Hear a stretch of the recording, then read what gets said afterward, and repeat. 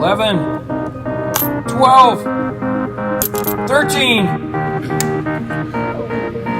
$14, $15. Oh, it held 14. So, 3, 4, 5, 6. Oh, it held 5. 5, 6, 7, 8, 9. Oh, it held 8.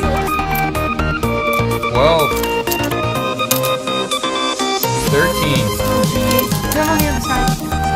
14. Oh, it held good. 4, 5, 6. Oh, it held 5. Yeah, one side is like 5, 6, 7, 8. Oh, it held 7.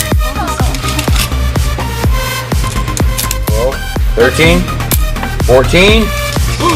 Come on, no, pull on it. 15. taking on water. 16. Oh, it held 15. Let's go, Jay. Try to get them right in the center or space them out so they go around it. 1, 2, 3, 4, 5, 6. Oh, it held 5.